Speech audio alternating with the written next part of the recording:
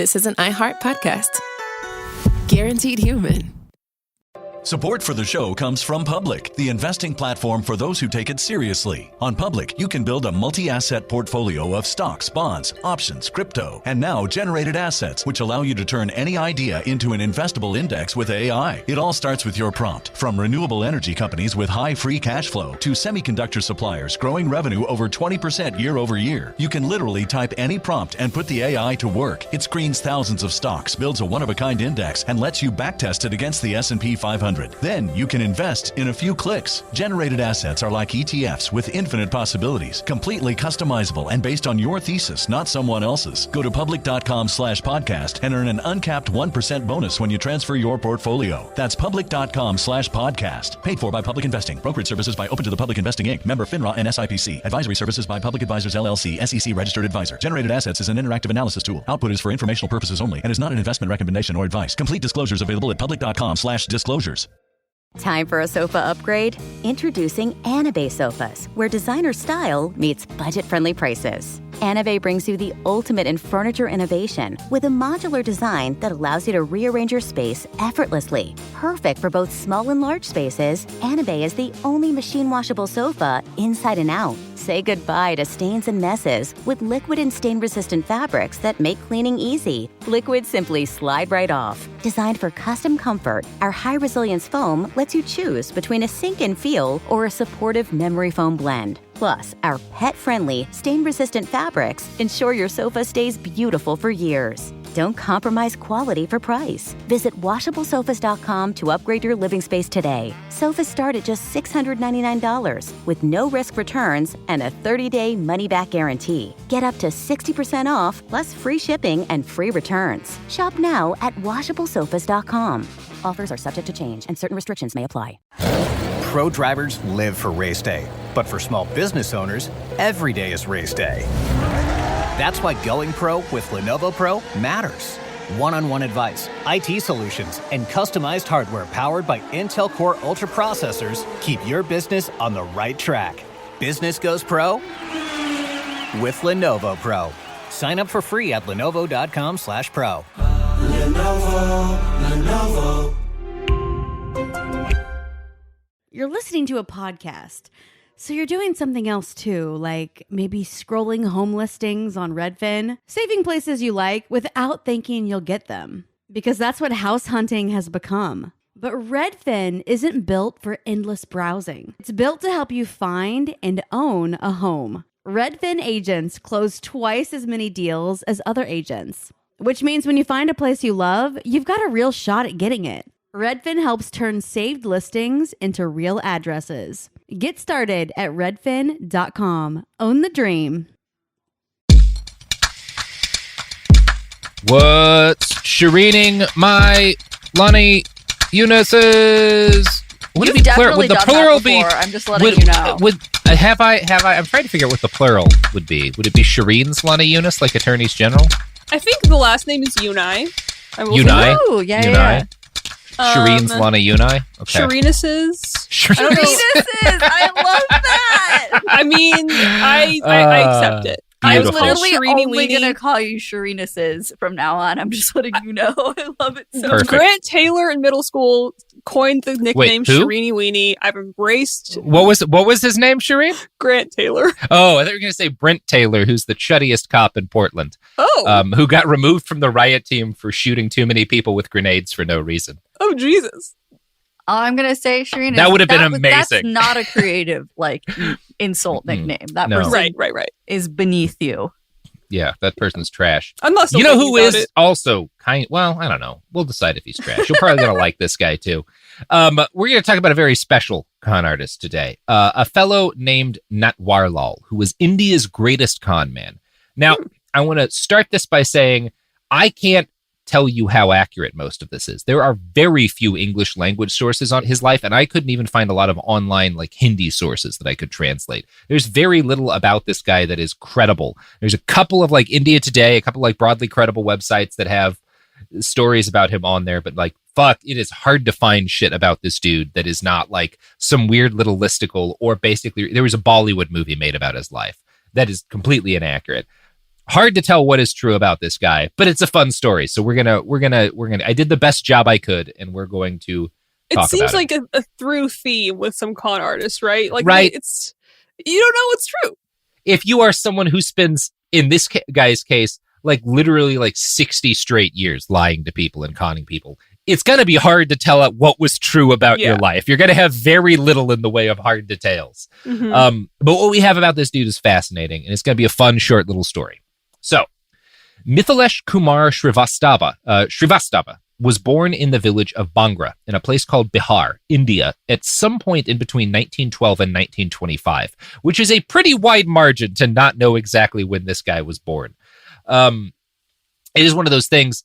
He grows up in a small village in India in the like more than a century ago, and like to this day. So there's this thing, this big celebration they do every 12 years called the Kumbh Mela. I mean, they do it every 4 years, but every 12 years it's in Allahabad, and every time it's in Allahabad, it's like the largest gathering of human beings for any purpose in human history. Like 120 million people came at the last Mela in Allahabad, which I was at. When I was there, it was about 30 or 40 million people at a time in a tent city. Like it's incredibly, it's just this unbelievably massive thing. Wait, sorry, am I dumb? What is it? What is it for? It's a religious celebration. Okay. It's a Hindu religious celebration. Okay. And it's so many people go that every year about 30,000 or so people disappear. And when I say disappear, I mean these are people who live in villages so isolated and so small that they don't have government documents. Like their only identity is as a part of this village, and they get separated from their people, and they're just like people without like a legal, like that still happens in India. That's why part of why this guy's like this, like we don't have like government documents about this dude's early life, right? Like he's born in 1912 in some or 1925, sometime in between there in some little village. We have very little about his actual early life, about his like government identity or whatever, which is part of what enables him to do the conning he does, right? Things are very chaotic in India during the period where he's growing up. This is like, he kind of comes into his early adulthood during the period where like the British government gives up controlling India. So like this guy, part of why he's able to get away with so much is he lives during a very chaotic time in India. And as a result, we know very little about his early childhood. One version of his story states that the inciting incident that kind of led to his break from mainstream society occurred in 1932 when he was a ninth grader at Patna High School. Srivastava was not a good student, particularly when it came to mathematics. His teachers noted to his parents that he was extremely intelligent, which led Srivastava's father to the conclusion that his son was simply refusing to work hard. Lectures from his dad turned into yelling and eventually to physical abuse. The first time Srivastava's father hit him was also the last. Srivastava fled home the very next day, eventually resurfacing in the nearby city of Calcutta. This is one version of his story, and it is the version that paints the most sympathetic picture of young Srivastava. Another version of the story states that, as a preteen, he realized he had the ability to almost perfectly forge the signature of any person he chose. One day, a family friend asked him to deposit some money in a nearby bank. Shri copied their signature and later used it to withdraw 1,000 rupees from their account.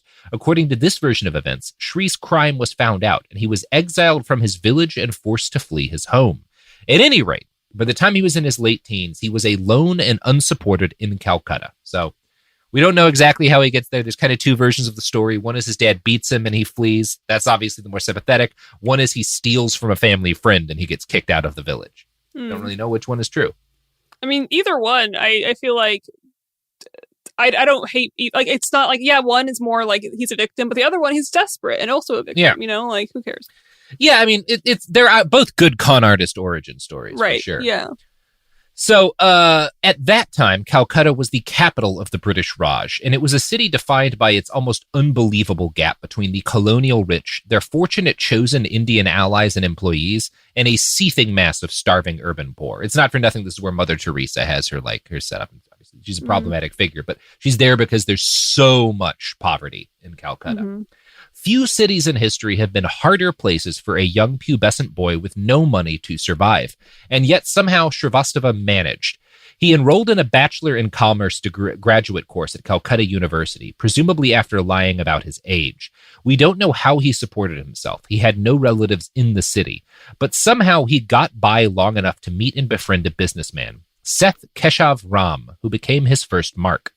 Seth was in the market for a private tutor for his children. Shrivastava knew he could do the job, he just needed to convince Seth of that. So he produced a series of testimonials from satisfied parents by forging signatures and different handwriting styles to make them look like genuine notes from actual people who actually existed. Seth was duly impressed by how highly recommended this young man was, and he hired Shrivastava to teach his son and daughter for 30 rupees per month. Shrivastava did this job for several months, teaching this rich man's children God only knows what, because he did not have much of an education himself. After he'd been on the job a while, Shri asked Seth for a loan so he could purchase some books. Seth said no. Depending on who you believe, this was the inciting incident that really turned Shri against all rich people. He quit his job in disgust, and he set to work getting revenge. First, he forged another set of fake credentials and used them to get a job as the headmaster of a school that Seth's kids attended. Seth was impressed when Shrivastava got hired. He apologized to his former employee and hired him back as a private tutor for much more money. Shri took the job, but he had not yet gotten his revenge. At the time in Calcutta, there was a serious shortage of high-quality cloth. Shri told Seth that he had a relative who'd just come from Bombay with 200 bales of cloth that he wanted to sell on the black market. For the low price of 4.5 lakh of rupees, or $450,000, the cloth could be Seth's. A lakh is like an Indian unit of measurement. That means about like 100,000 or so. How do you spell it? Is it just lakh? Lakh. Lakh. Okay. Yeah. So there's this cloth shortage, and Shri is like, hey, I got my guy coming in. He's got a bunch of this cloth. He's going to sell it to you for 450,000 rupees, which is cheap, and you can sell the cloth back for much more money. Being a businessman, Seth couldn't pass up the opportunity to make some black market bucks. And now that Shrivastava had proven himself legitimate, Seth was willing to trust the man with hundreds of thousands of rupees, where he'd once been unwilling to trust him with hundreds. So he agreed to the deal. Once he did, Shrivastava informed him that the situation had changed. His relative had returned to Bombay, but if Seth would send the cash to that city, he, Shrivastava, would personally guarantee the delivery of the bales to Calcutta. Seth was willing to do this, but, he insisted, Shrivastava would have to go to Bombay with the money and one of Seth's agents in order to make sure the deal went through properly. Shri agreed, and he traveled to Bombay with Seth's man, and I'm going to quote from a write-up in India Today here. On the journey, Shrivastava had cleverly, though casually, regaled the agent with stories of Bombay's tough police force and the ruthless elements in the underworld who had no compunctions about dispatching any outsider who dared to poach on their preserves. Understandably nervous, the agent begged Shrivastava to leave him behind and take the money himself to purchase the cloth. Shrivastava agreed and departed with the 450,000 rupees. He never returned. Instead, he arrived in Patna a few days later and proudly handed his father 100,000 rupees as a gift. He told his father that he had become a major shareholder in a big company in Calcutta. Shrivastava returned to Calcutta the same week, but Seth had heard of his arrival and sent hired thugs to retrieve the money. Shrivastava spun them a sob story about being chased by the police and having to abandon the money, but Seth was unconvinced. He gave Shrivastava 4 days in which to find the money, failing which he threatened to have him murdered. The moment Seth left, Shrivastava rushed to the police station where he lodged a complaint against Seth, alleging Seth had threatened his life for refusing to become his agent for black market deals. Shrivastava also gave the police a detailed count of Seth's clandestine criminal deals. So, wow. Steals 500,000 rupees from this guy and then turns him into the police when he threatens to murder him. Yeah, that's I mean, that's what okay, you do, bro. Yeah, it's what he did. It's also like, who are you going to trust, right? Like this foreigner, you know? Yeah, I mean, they're both. I think it's one of those things. This doesn't wind up working out for him. So, snitching worked at first because Seth and his goons get immediately arrested by the police and taken into custody. And since Seth was not a really nice guy, his men have no loyalty to him. So they immediately confess to planning a murder. So now Seth is fucked no matter what, because he's just been caught attempting to murder somebody. And he decides to at least take Shri down with him. And he tells the police that Shri had been trying to set up an illegal black market cloth deal. So the cops arrest Shri too. And in December 11th, 1937, he goes to jail for the first time. Yeah, you know, that's how this starts, I guess. Yeah. You go to the cops. That's what happens. Right. So he gets sentenced to a 6-month imprisonment. Young and at that point not as savvy as he would later be, Shri served out his whole sentence. He was released and immediately committed more fraud. We don't know the precise nature of this crime, but given the story as it's gone so far, it doesn't take a whole lot of imagination to guess what kind of shit he got up to. He gets caught a second time, almost immediately, and is sentenced to 8 more months of hard labor. He serves his time again, and he decides after 2 sentences behind bars, it's time for him to move his base of operations away from Calcutta. They know him too well there. So he moves to Madras and he changes his name to Natwarlal, a name under which he would become one of the most famous people in modern Indian history. Now, the Madras police record just one crime by Natwarlal in their files, another suspected fraud. The fact that they only caught him once suggests that he'd gotten savvier after his second arrest, because if we know one thing about Natwarlal at this point in the story, it's that he cannot stop himself from conning people. Mm-hmm. By 1939, he had returned to northern India, and for several years he roams from city to city, conning businessmen out of their also ill-gotten gains. None of his subsequent grifts were as ambitious as his theft from Seth. He steals $20,000 rupee from a Khan in Fakarabad, $40,000 from a Khan in Azamgarh. The cases are individually smaller, but there's a ton of them. He's just constantly scamming tens of thousands of rupees out of people, and it's more than the law can keep up with. But what kind of people is he scamming? Businessmen. It's always like, hey, I've got some sort of a deal. I've got this black market deal. You give me the cash, I'll get this thing, and then he skips town, you know? That's the way this guy works. And again, it's the same kind of thing as Victor Lustig, where a lot of it's like, I don't want you to go to the cops, so I'll make sure you're agreeing to break the law first. Exactly. Yeah. He wants to compromise them so they don't. Yeah. They can't ever turn him in. Mm-hmm. So Sardar, he's very fast. He's constantly skipping cities. He's in like dozens of cities at this point, scamming people. Mm-hmm. So the cops are always a few steps behind him.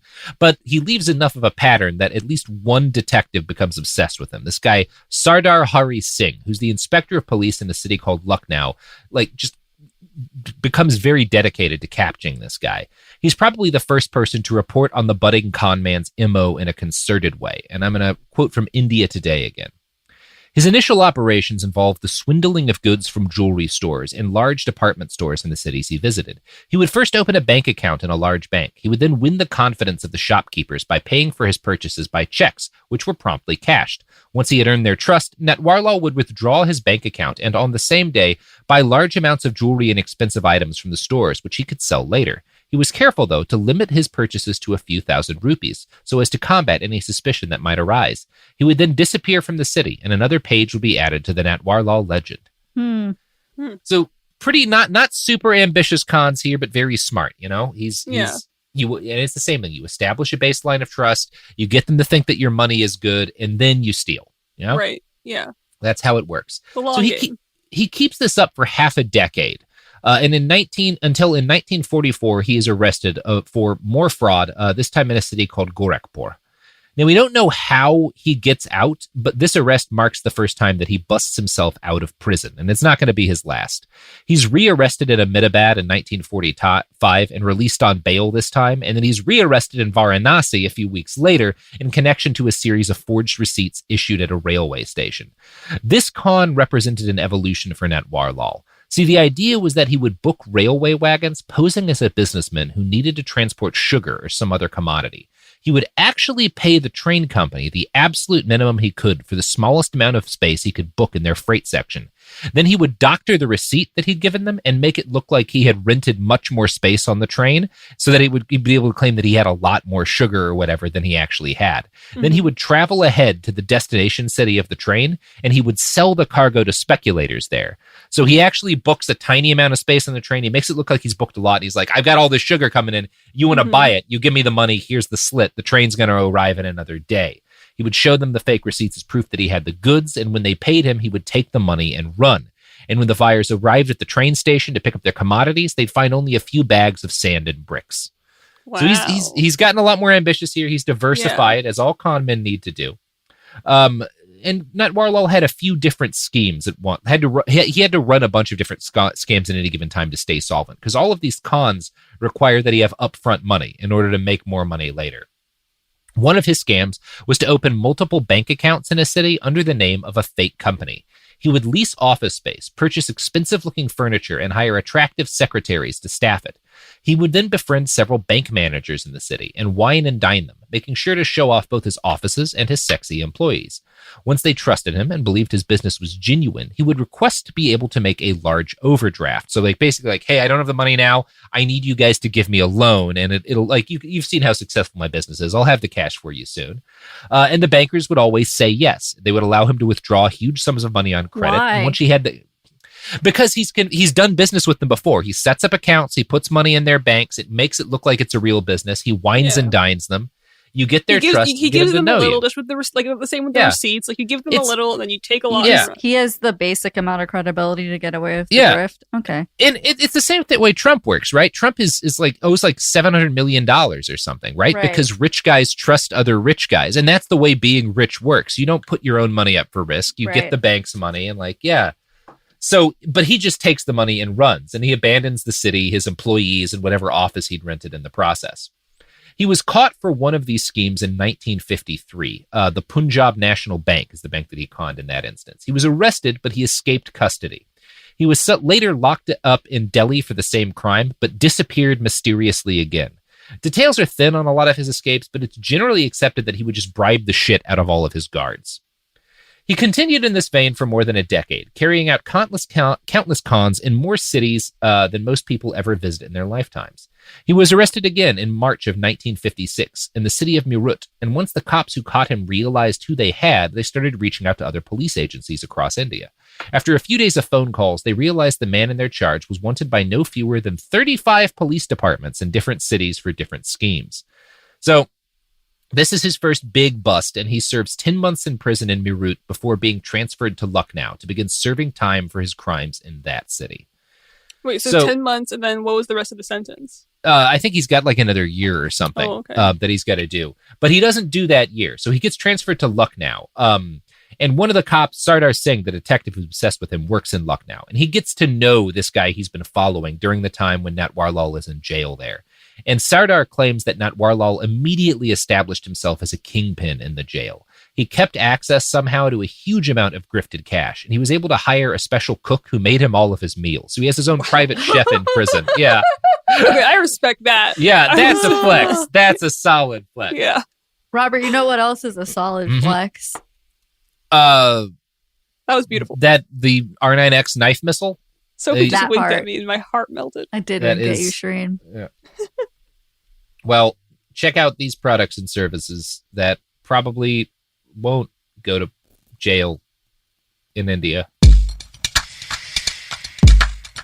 Support for the show comes from Public, the investing platform for those who take it seriously. On Public, you can build a multi-asset portfolio of stocks, bonds, options, crypto, and now generated assets, which allow you to turn any idea into an investable index with AI. It all starts with your prompt. From renewable energy companies with high free cash flow to semiconductor suppliers growing revenue over 20% year over year, you can literally type any prompt and put the AI to work. It screens thousands of stocks, builds a one-of-a-kind index, and lets you backtest it against the S&P 500. Then you can invest in a few clicks. Generated assets are like ETFs with infinite possibilities, completely customizable and based on your thesis, not someone else's. Go to public.com/podcast and earn an uncapped 1% bonus when you transfer your portfolio. That's public.com/podcast. Paid for by Public Investing. Brokerage services by Open to the Public Investing Inc. Member FINRA and SIPC. Advisory services by Public Advisors LLC, SEC registered advisor. Generated assets is an interactive analysis tool. Output is for informational purposes only and is not an investment recommendation or advice. Complete disclosures available at public.com/disclosures.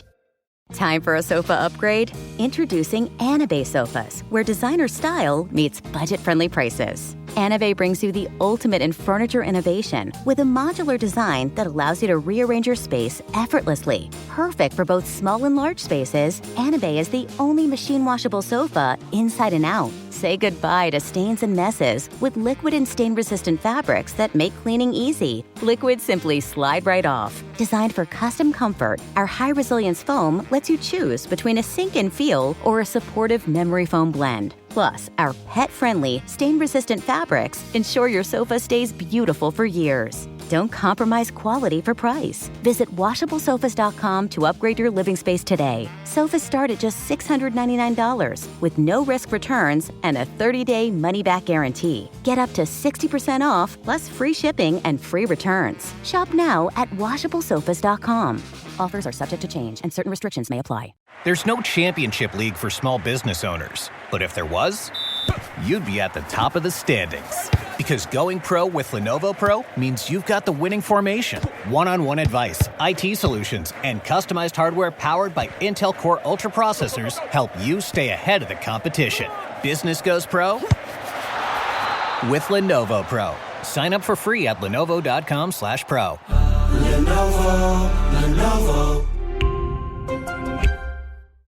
Hey, this is U.S. Olympic gold medalist Tara Davis Woodhull. And I'm U.S. Paralympic gold medalist Hunter Woodhull. As athletes, our lives are about having a clear path. And a team that you can absolutely trust. So when it came to getting the best mortgage, we chose PennyMac. PennyMac is proud to be the official mortgage provider of Team USA and you. Learn more at pennymac.com. PennyMac Loan Services, LLC, Equal Housing Lender, NMLS ID 35953. Licensed by the Department of Financial Protection and Innovation under the California Residential Mortgage Lending Act. Conditions and restrictions may apply.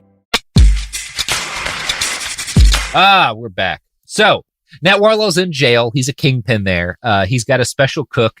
He convinces his guards to give him the right to move freely anywhere in the jail he wants to go. Bottles of liquor were noted to appear mysteriously at his dining table in the private cell that the guards had issued him.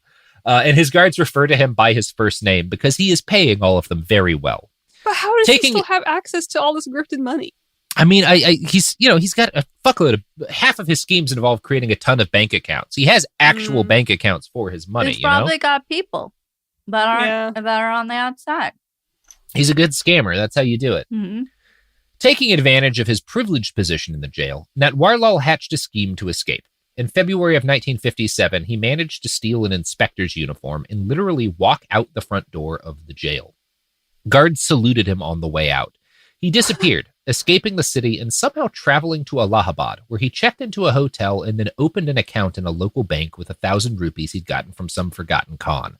Once he had a bank account, Natwarlal forged a demand draft letter and used it to withdraw 20,000 rupees he'd never actually had.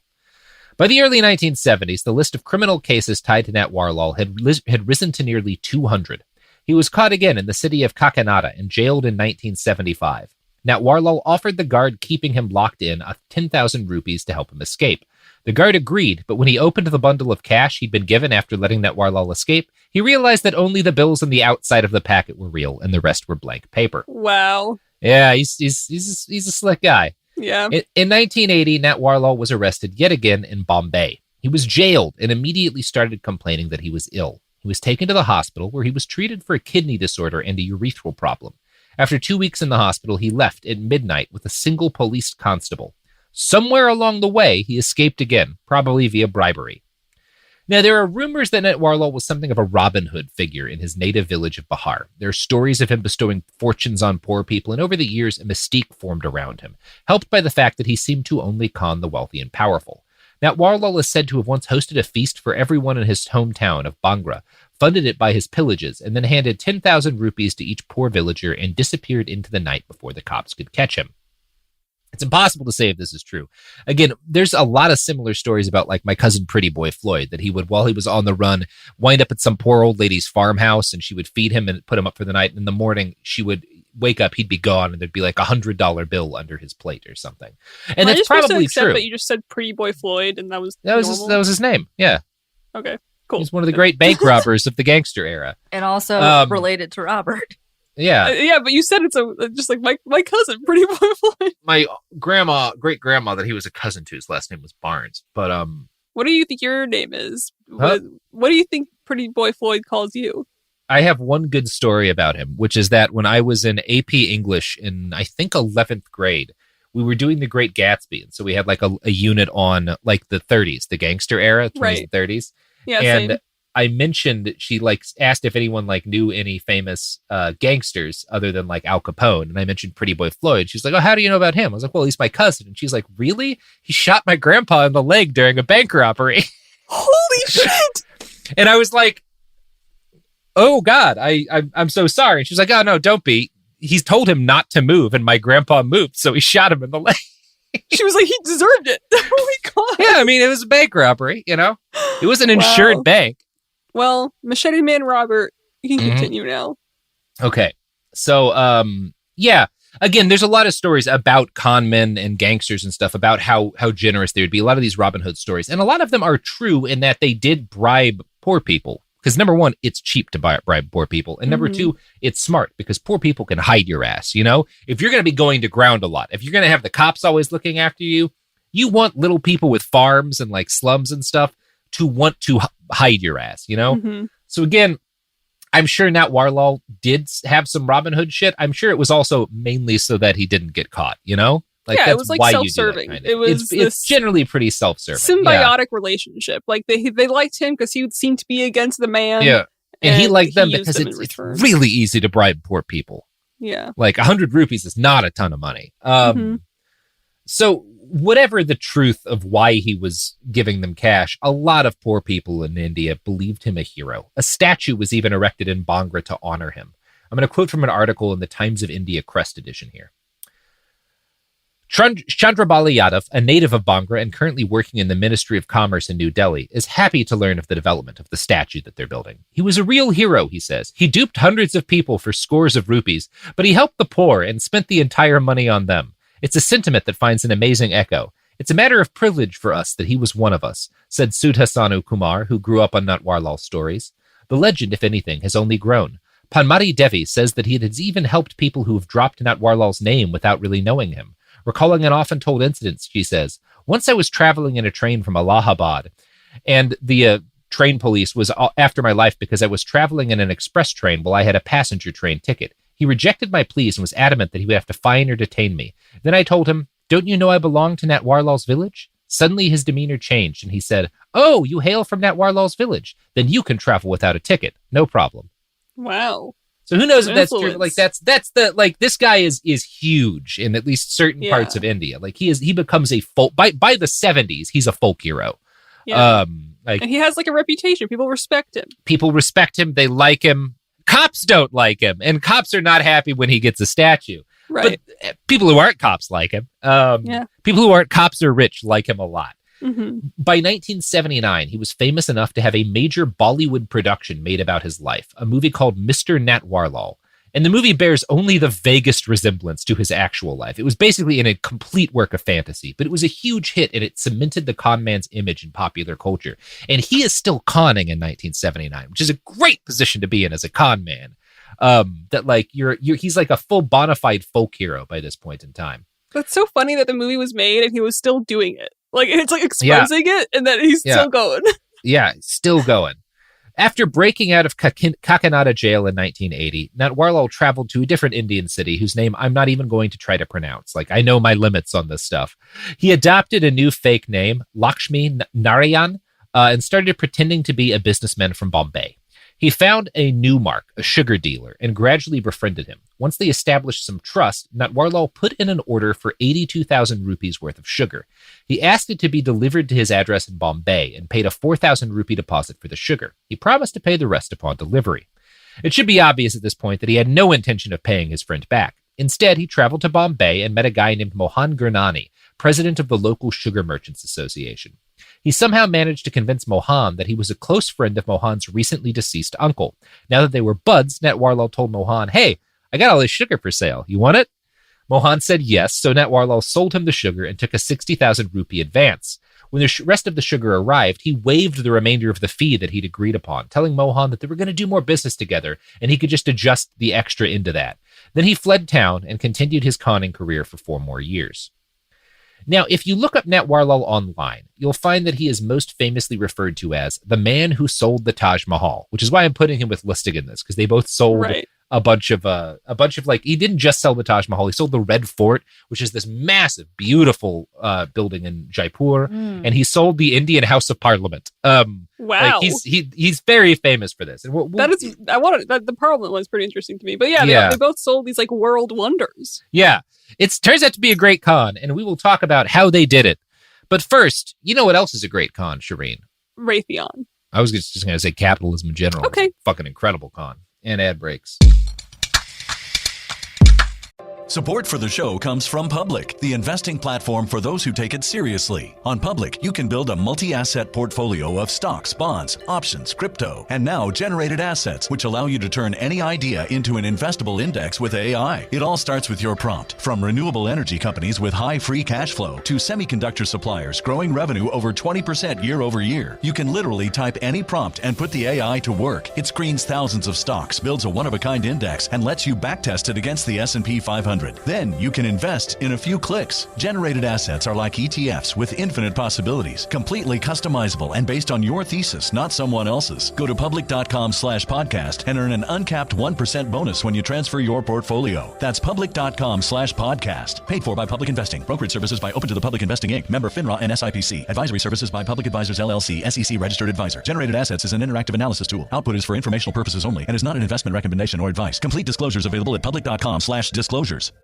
Kids, pets, life, your sofa sees it all. But with a washable sofa, stains don't stand a chance. All of our sofa collections come with fully machine washable covers and cushions, making cleanup effortless. Liquid and stain-resistant fabrics provide extra protection against everyday messes. Plus, with modular designs, you can rearrange your sofa however you like. Perfect for growing families and changing spaces. Starting at just $699, it's time to upgrade to a stress-free, mess-proof sofa. Visit washablesofas.com today and save. Offers are subject to change and certain restrictions may apply. There's no championship league for small business owners, but if there was, you'd be at the top of the standings. Because going pro with Lenovo Pro means you've got the winning formation. One-on-one advice, IT solutions, and customized hardware powered by Intel Core Ultra processors help you stay ahead of the competition. Business goes pro with Lenovo Pro. Sign up for free at lenovo.com/pro. Lenovo. Hey, this is U.S. Olympic gold medalist Tara Davis Woodhull. And I'm U.S. Paralympic gold medalist Hunter Woodhull. As athletes, our lives are about having a clear path. And a team that you can absolutely trust. So when it came to getting the best mortgage, we chose PennyMac. PennyMac is proud to be the official mortgage provider of Team USA and you. Learn more at pennymac.com. PennyMac Loan Services, LLC, Equal Housing Lender, NMLS ID 35953. Licensed by the Department of Financial Protection and Innovation under the California Residential Mortgage Lending Act. Conditions and restrictions may apply. We're back. So, the story of how Natwarlal sold the Taj Mahal. So, unfortunately, for as wild as a story as this is, there's not a whole lot of hard details. It seems to have been, this is a con he pulled off a bunch. He sold, we don't know how many times he sold the Taj Mahal. He did it regularly. Wow. This was like a thing that he would do. So he would dress up as a government official and he would find wealthy foreign tourists on vacation going to like see the Taj Mahal, and he would have like meals with them and launch into conversations with them. And then he would kind of do the Eiffel Tower thing, like, yeah, it's pretty, but it's a bitch to upkeep. It's very expensive keeping this Taj Mahal thing going, or like keeping the Red Fort, it takes so much money. We're kind of looking to offload it. You think it's pretty, right? You look like you got some money. Do you want to, I mean, you know, we could sell this to you if you're willing to like put down a down payment right now. Like this could be yours. You could make all of this tourism money, a little bit of upkeep, and it'll be profitable again. Wow. And this works a bunch. Yeah, this works a bunch. Jesus. And he also at some point sells the Indian House of Parliament, and most versions of the story say he sells it complete with parliamentarians. I honestly have no idea what that can mean. Maybe that, like, yeah, it's one of those things. There's so many stories about this guy. He definitely conned some rich people into buying the Taj Mahal and the Red Fort and some other, I don't know about the Parliament thing. There's just not enough details about it, or at least not that I can find in English. I mean, you gotta respect conning dumb rich people. It's beautiful. Dumb. Yeah. That's dumb. That's how you get a Bollywood movie made about you. Yeah. So depending on where you read about Natwarlal, you'll either hear that he had 10 successful jailbreaks or at the far end of things, 60. In 1984, he was caught again, this time because he literally bumped into the director of police for the city of Indore at a train station. He was arrested and charged for 3 pending cases in that city and sentenced to 26 years in prison. So he was supposed to be like this. The story of this escape is he was supposed to be transferred from Lucknow to the Old Delhi rail station. And there was a big crowd at the station because he's famous and they all want to see this famous con man get led away to prison. So he's also kind of a sicker old man at this point. And he asks the soldier guarding him to get a medicine pill from like, to go get like, I don't have any money. I need you to go to the pharmacy nearby and pick up some medicine because I'm sick right now. And I'll pay you guys back later. And the soldier goes to get the medicine and a couple of cops stand there to guard him while the soldier's gone. And then Natwarlal asks one of the cops to go get water for him. And then so eventually he basically sends each of these guys away one after the other and then just like fucking runs off, goes into the crowd and escapes. And all 3 of the policemen, it's probably he just bribes them. Again, like none of the versions of this escape make much sense. I think he's paying these guys off. They all get fired. It's always the money. Money talks again. Money talks. And I think that, walk. and the con man walks and he walks again. He was finally caught for the last time in the mid-1990s, and he was well into his 80s at this point. He goes to trial, and he's brought before a judge who, clearly somewhat starstruck, asks him how he convinced so many successful people to part with their money. Natwarlal replies, "Your Honor, I charge a fee to teach people. Give me 100 rupees, and I will be happy to tell you the secret of how I con people." Wow. So the judge hands him the money, and Natwarlal smiles and tells him, "That's how you do it." Oh my God. So he's just a beautiful, beloved shameless. con man. Yeah, everybody likes him, you know? Yeah. Well, I don't know if I'm like baffled that after the movie came out, he was still able to con people. Yeah, because the movie didn't tell any of his real cons. Like, but didn't people and he's know good what he at looked like disguise. or anything, or no? Yeah, he had something like 60 different aliases. He's disguising himself and stuff. Right. You Okay, usually fair. find out later. I got by Natwarlal, you know? Right. Wow. And I don't know. Yeah. I can't confirm that the story with the judge is true. I found it on a blog, but it's a story that I found on a couple of sketchy blogs. So it's a story people tell about him, you know? Like, I don't know. He's a legend at this point. He's a folk hero in India, you know? He's definitely a real guy, definitely conned people. Hard to say exactly what he did. He's like the Aesop of... He's like the Aesop of Indian con. Yeah. He escaped for the last time in 1996 when he was being taken to the hospital. Again, he was wheelchair bound at this point, and he wound up again at the Delhi train station, so he shouldn't have been able to escape, but he did. And I found a contemporary India Today article that explained, in as much detail as I've been able to find, how.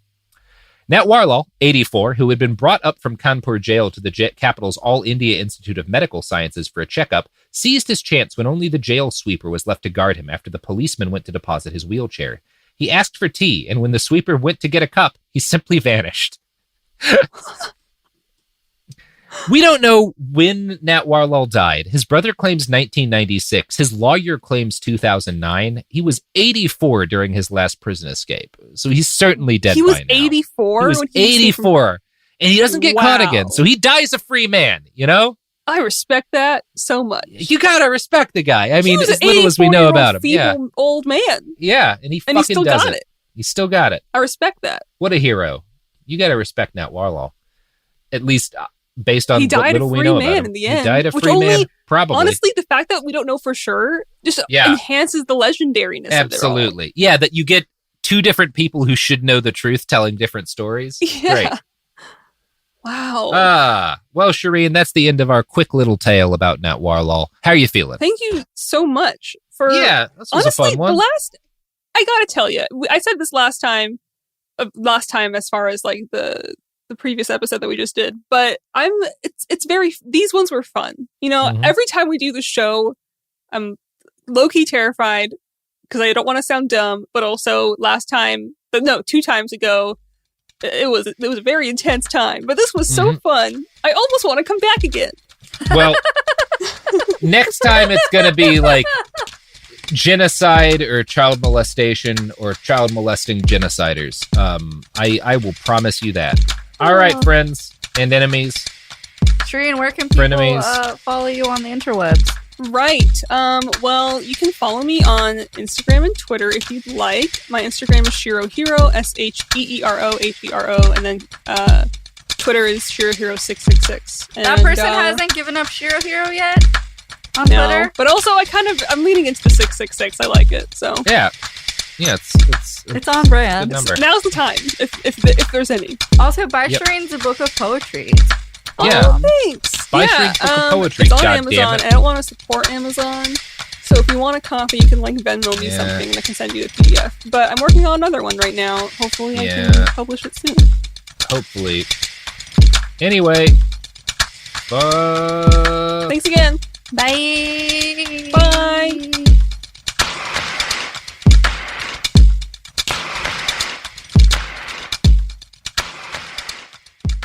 Kids Kids, pets, life, your sofa sees it all. But with a washable sofa, stains don't stand a chance. All of our sofa collections come with fully machine washable covers and cushions, making cleanup effortless. Liquid and stain-resistant fabrics provide extra protection against everyday messes. Plus, with modular designs, you can rearrange your sofa however you like. Perfect for growing families and changing spaces. Starting at just $699, it's time to upgrade to a stress-free, mess-proof sofa. Visit washablesofas.com today and save. Offers are subject to change and certain restrictions may apply.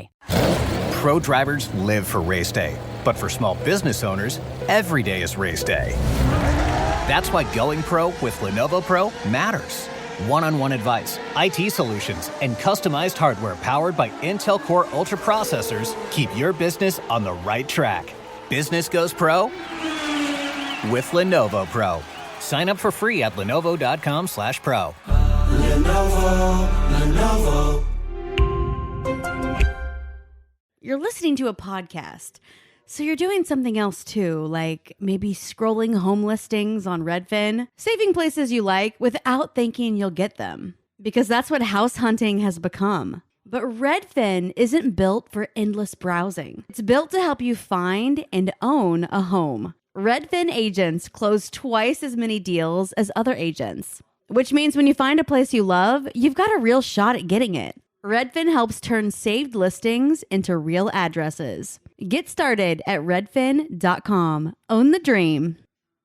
This is Bethany Frankel from Just Be with Bethany Frankel. Most dog food is marketing, not nutrition. That is why Biggie and Smalls eat just food for dogs, real 100% human-grade food with ingredients I actually recognize. And yes, I do see the difference. Better digestion, healthier skin, more energy, dogs that feel better, my babies.